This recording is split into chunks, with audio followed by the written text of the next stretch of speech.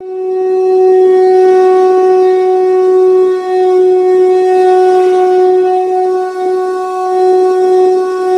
प्रिय मित्रों, मैं ज्योतिषकार कमल आप सबका हार्दिक अभिनंदन करता हूं आपके अपने इस प्यारे यूट्यूब चैनल एस्ट्रो कमल में।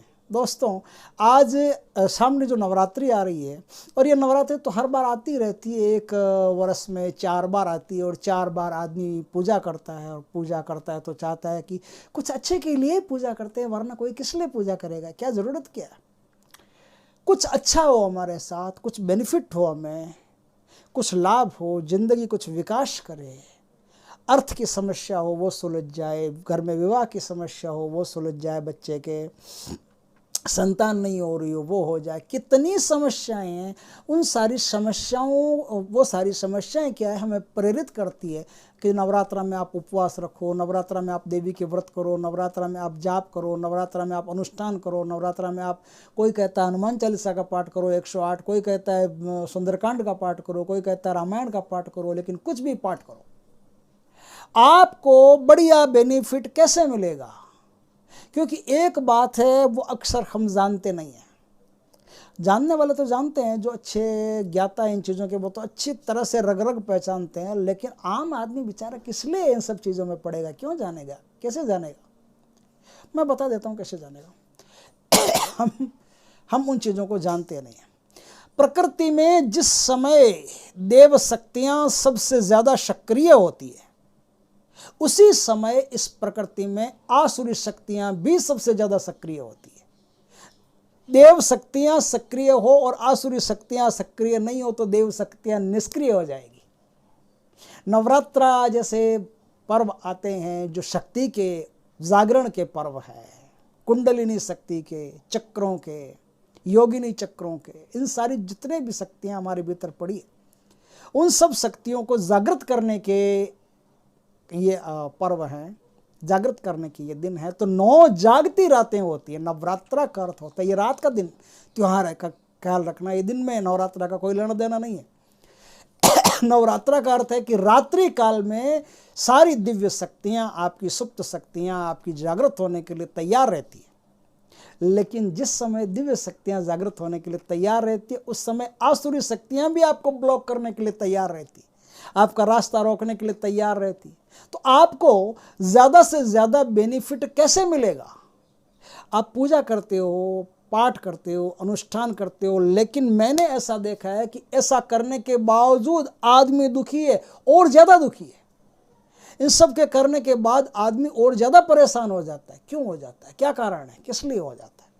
तो इस छोटी सी बात को समझे बिना यदि हम कोई भी काम करते हैं तो उसमें हमको फल नहीं मिलता। एक तो वो वीडियो मेरा ज़रूर देखना आप, जिसमें मैंने ये दिया है कि इंद्र किस तरह से आपकी पूजा का फल चुरा लेता है। वो देखे बिना कोई मतलब नहीं, वो देखना ज़रूर है, बहुत इंपॉर्टेंट वीडियो है आपके लिए। दूसरा, आज मैं बताता हूँ भाई कि क्या काम आप पूजा से पहले कर लोगे तो आपकी पूजा निर्विघ्न संपन्न होगी और अत्यधिक उसका फल मिलेगा। हम कहते हैं अक्सर, क्या है, हमारे शास्त्रों में ऐसा लिखा है कि कोई मंत्र जो 6 महीने में सिद्ध होता हो, वो यदि नवरात्र में किया जाए तो 9 दिन में सिद्ध हो सकता है। कोई शक्ति 6 महीने में सिद्ध होती हो, नवरात्र में की जाए तो 9 दिन में सिद्ध हो जाती है। लेकिन नवरात्र में जाप करने वाले भी परेशान हैं। ऐसा क्यों? ऐसा इसलिए है कि उनकी पूजा में एक ऐसी आसुरी शक्ति होती है जो लगातार अपना घेरा बना करके बाधा डालने का प्रयास करती है और सारी उनकी ऊर्जा खींच लेने की ताकत रखती है। तो आपकी ऊर्जा यदि खींच जाए तो आपके पास कुछ नहीं बचता है और सारा किया कराया फेल। राजस्थान में कहावत है, मयूर जो होता है ना, मोर, मोरियो नाच कूद पगा का नहीं देखे। मतलब मयूर जो होता है ना, वो नाचने के बाद, कूदने के बाद, मस्त होने के बाद आखिर में अपने पैरों की तरफ देखता है, क्योंकि मोर के पैर खूबसूरत नहीं होते हैं। और हम भी आखिर पूजा पाठ करने के बाद में आखिर फिर अपने घर की स्थितियों की तरफ देखते हैं, जैसा है वैसा है, जैसे एक व्यक्ति पर भी उसमें फ़र्क नहीं है। तो उसमें फ़र्क कैसे पड़ेगा, कैसे आपकी पूजा सफल होगी। एक छोटी सी लेकिन बहुत कीमती बात है, इस बात को नेगलेक्ट न करें, वीडियो को पूरा देखें। छोड़ के जाने में मेरा कोई नुकसान नहीं है, आपका ही नुकसान है। ऐसी चीज़ें बार बार नहीं मिलती है। कोई भी पूजा करो, कोई भी अनुष्ठान करो, हनुमान चालीसा करो, सुंदरकांड करो, रामायण का पाठ करो, देवी का पाठ करो, सत्संडी यज्ञ कराओ, चाहे दुर्गा सप्तशती के पाठ करो, चाहे आप कुछ भी करो, चाहे गायत्री मंत्र के पाठ, कुछ भी, लेकिन पाठ करने से पहले आपके पास ऐसी एक कांसी की कटोरी होनी चाहिए। ये बाजार में मिलती है, सस्ती है बिल्कुल। ऐसी एक कांसी की कटोरी आपको लेके आनी। अब क्या करना, आपकी जैसे पूजा शुरू है 1 घंटे पहले ये काम कर लेना। जैसे आपकी पूजा शुरू है, पूजा शुरू होने से पहले ये कांसी की कटोरी धोई धुलाई साफ चमकदार एकदम फर्स्ट क्लास फ्रेश आपके पास होनी चाहिए। इस कांसी की कटोरी को ले लिया आपने। अब इस कांसी की कटोरी पर ऐसा एक बढ़िया सा बाजार से नींबू लाइए। ये 9 नींबू लाने हैं आपको, छांट के एकदम बेदाग नींबू होने चाहिए। ये नींबू आप इस कांसी की कटोरी में रख दें। रख दिया। कांसी की कटोरी में नींबू रखने के बाद में असली भीमसेनी कपूर आता है बाजार में। असली भीमसेनी कपूर, ओरिजिनल कपूर आता है जो बिल्कुल औषधि में भी काम में लिया जाता है, और यही कपूर है जो काम का है। टिकिया इसमें नहीं चलते, इस बात का ख्याल रखना। तो ऐसा ओरिजिनल भीमसेनी कपूर आप बाजार से लेके आना, टुकड़ों में आएगा। वो टुकड़ा आपको क्या करना, इस नींबू के ऊपर रख देना है। लेकिन कब रख देना है, पहले नींबू के ऊपर सिंदूर छिड़को, थोड़ा सा 2-4 चिमटी सिंदूर छिड़क दो। सिंदूर छिड़कने के बाद में ये कपूर का टुकड़ा इसके ऊपर रखना, और जहां आप पाठ पूजा कर रहे हो, जहां आपकी आराधना चालू रहेगी, वहां ये कपूर आप जला देना।